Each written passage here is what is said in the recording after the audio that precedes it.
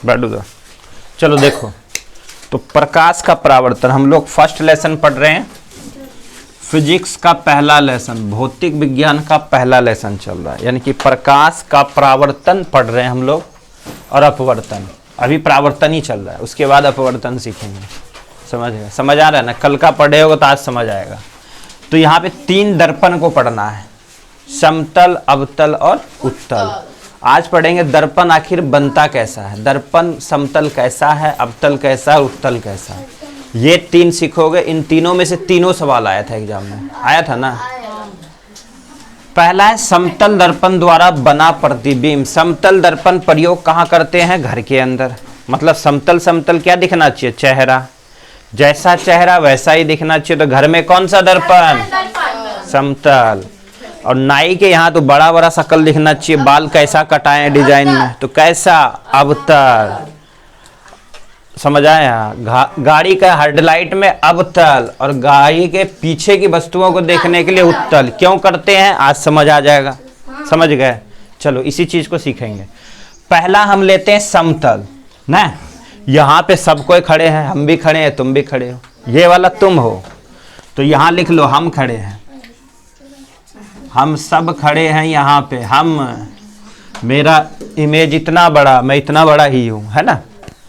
तो इसमें हम देख रहे हैं समतल दर्पण में अपने चेहरे को। ठीक है, ये दर्पण खड़ा है। दर्पण में जब हम अपने चेहरे को देख रहे हैं तो तुम जितना दूर होगे और तुम्हारे जैसा आदमी भी उतना ही दूर होगा, लेकिन दर्पण के पीछे। दर्पण के कहाँ? पीछे खड़ा रहता है। उससे बात करते हो ना कभी कभी, आज मैं कैसा दिख रहा हूँ, तो तुम यहाँ तो वो भी उतना दूर। तुम इसके करीब जाओगे तो ये भी करीब आएगा, तुम दूर जाओगे तो ये भी दूर जाएगा। होता है ऐसा? है? शीशा में नहीं होता ऐसा? तो ऐसा ही होता है। तुम उसको गाली दोगे तो भी देगा। तो यहाँ देख लो, तो ये तुम खड़े हो, तो दर्पण के करीब जाएंगे तो इमेज भी क्या होगा? ये तुम्हारा क्या है? परछाई। ये क्या है? ये परछाई बन रहा है, यानी कि तुम्हारे जैसा ही आदमी है, रहता है ना? तो हम अपने चेहरे को जितना नजदीक आएंगे वो भी इतना नजदीक आएगा। तो यानी कि हमने क्या सीखा? दर्पण के जितना दूर हम खड़े होंगे तो हमारा इमेज भी दर्पण के उतना ही पीछे बनेगा और उतनी ही दूरी पे बनेगा। ये सवाल आएगा। समझ आ गया? तो यहां से यहां जितनी दूरी होगी उसे हम यू कहते हैं। यू, तुम। यू मतलब तुम, तुम्हारी है ये। और इधर भी, इधर क्या? भी। इधर क्या? भी। उस दूरी को क्या बोलेंगे? वर्चुअल, यानी कि मेरा इमेज है, मेरी परछाई है, तो भी है। और हम है तो यू है, हम है तो यू है, हम है तो यू है। हम यू खड़े हैं और ये भी खड़ा है। समझ आ गया? चलो अब हमने देखा था, कल हमने एक देखा था, यहां से जो आता है उसे आपतित किरण कहते हैं। ये कौन सी किरण? आपतित किरण। और इधर जो वर्चुअल हो गया इसे परावर्तित किरण कहते हैं। और ये क्या? आपतन कौन और ये परावर्तन कौन? पढ़ के आए हो? तो आपतन कौन और परावर्तन कौन क्या होता है? समान होता है, बराबर होता है कि दोनों? दोनों। तो दोनों होता है, यानी कि ये दोनों क्या होता है? बराबर। आपतन कौन और परावर्तन कौन हमेशा क्या होता है? बराबर। पढ़ लिए थे ना? चलो अब चलते हैं, ये समझ आ गया? पहला कहता है कि हमारा जो प्रतिबिंब बनता है वो आभासी, मैं जैसा दिख रहा हूं वैसा ही दिखेगा समतल में, तो आभासी रहता है, मेरे जैसा ही आदमी खड़ा रहता है, यानी कि आभासी और सीधा। मैं अगर ऐसे घूमूंगा तो वो भी ऐसे घूमेगा, हम उसको उंगली दिखाएंगे तो वो भी दिखाएगा, दिखाएगा ना? आज जाके करके देखना, अगर कान को टच करोगे तो वो भी कान को टच करेगा। तो यानी कि आभासी, याद हुआ? कैसा रहता है? आभासी, जैसे मैं करूंगा वैसे ही वो भी करेगा। आभासी और सीधा, उल्टा नहीं बनेगा वो। तुम उल्टोगे तो वो भी उल्टेगा। समझ आ गया? हो जाएगा, और यही एग्जाम में आएगा। और गलती मार के आओगे, अभी देख लेना क्वेश्चन, नजर आएगा। 80 में से क्या सही हो लो, 15 में सिर्फ एक सही हो लो। आभासी और सीधा होता है, तो हमने क्या देखा? समतल दर्पण में हमेशा प्रतिबिंब कैसा? आभासी और सीधा ही खड़ा रहेगा। चलो आगे, प्रतिबिंब यानी कि छाया। प्रतिबिंब का आकार वस्तु के बराबर, मैं जितना बड़ा खड़ा हूं वो भी उतना ही बड़ा खड़ा, यानी कि बराबर बनेगा। कैसा बनेगा? बराबर। तुम छोटे रहोगे तो व्यक्ति छोटा तो वो भी छोटा है। ठीक, चलो आगे। प्रतिबिंब दर्पण के उतने पीछे बनता है जितने दूर हम खड़े हैं। अगर मैं यहां खड़ा हूं तो ये भी यहां खड़ा रहेगा, हम करीब आएंगे तो ये भी करीब आएगा। समझ आ गया? अगला, प्रतिबिंब पार्श्व परिवर्तित होता है। अगर मैं घूमूंगा तो वो भी घूमेगा, घूमेगा ना, जैसे तुम करोगे वैसे ही होगा। पार्श्व प्रतिबिंब बनता है जैसे तुम करो। आगा, वस्तु की चाल प्रतिबिंब की चाल से दुगनी हो जाती है। अब ये देखना है, बस ये क्वेश्चन भी आएगा।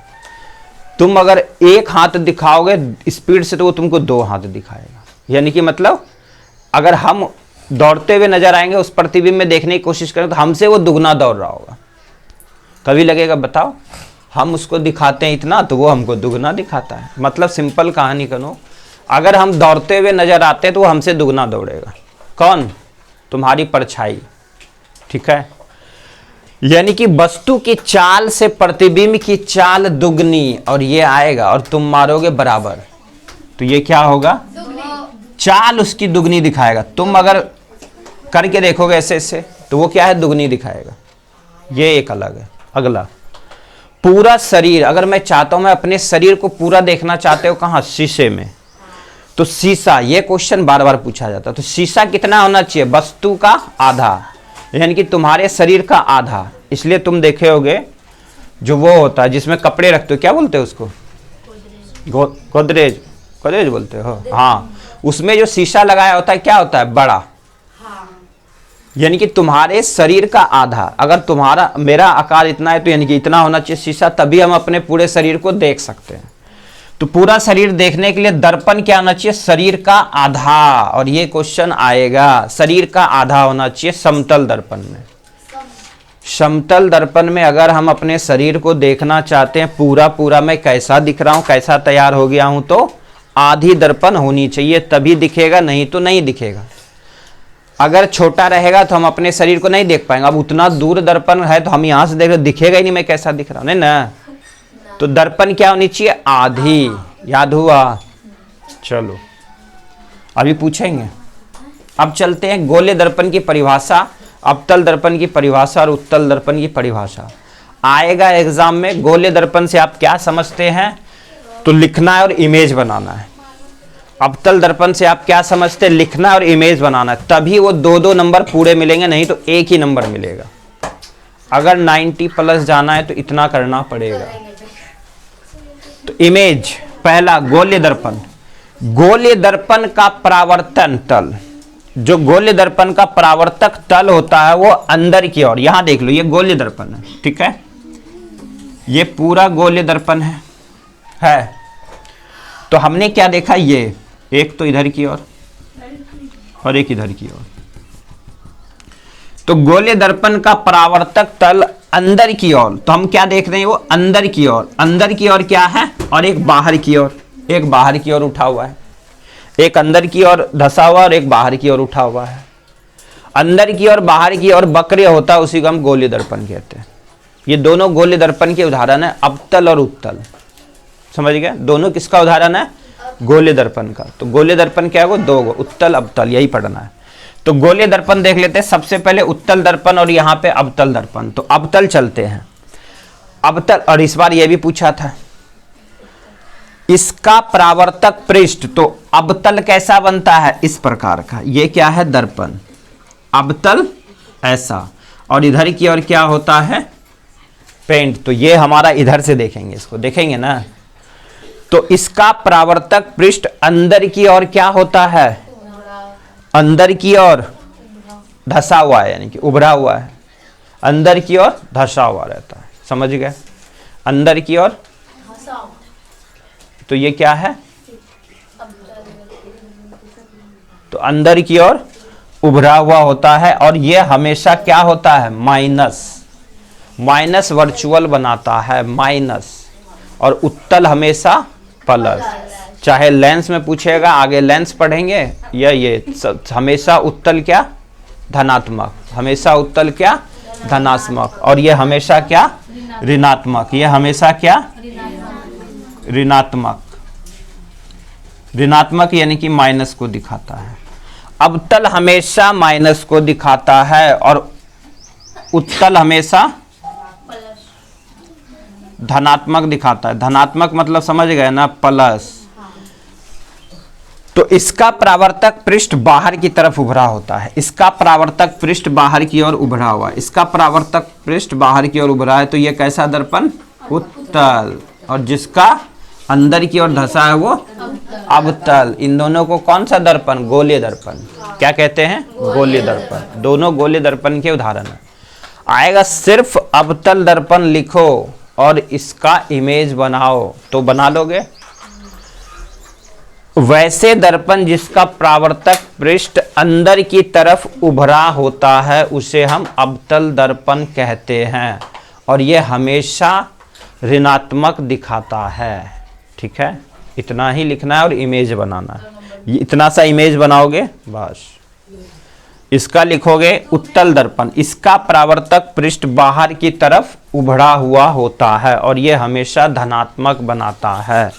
उत्तल धनात्मक, अवतल ऋणात्मक, और ये क्वेश्चन ही आएगा और आया हुआ भी ये देख चुके हो ना, समझ गए। तो समतल दर्पण में अपनी तस्वीर को हमसे क्या होना चाहिए? शीशा आधी होनी चाहिए ना। हम अगर गति करेंगे तो हमसे दुगना गति करेगा वो। ठीक है, हम अपनी इमेज को आगे, हम अपने शकल को आगे ले जाएंगे तो वो भी शकल को आगे लेके आएगा। जितने दूर पे हम खड़े होते हैं हमारा प्रतिबिंब भी उतना ही दूर पे खड़ा होता है। ये पूरी कहानी जो बताए वही कहानी लिखना है। पूछा जाएगा समतल दर्पण से आप क्या समझते हैं और इसका प्रतिबिंब खींचो, तो ये प्रतिबिंब खींच के दिखाओगे। समझ गए? 5 नंबर में आए या 4 नंबर में आए या 2 नंबर में आए, पूरा लिखोगे। 2 नंबर में आएगा तो 2 बातें कहोगे। समतल दर्पण का बताओ कैसा प्रतिबिंब? हमेशा आभासी, हमेशा आभासी, जैसे तुम दिखते हो वैसे ही दिखोगे। आभासी और सीधा, आभासी और सीधा। कल पढ़ेंगे उत्तल और अवतल में कैसा शकल झलकेगा। समझ गए? इतना अभी याद करो। समझ आया?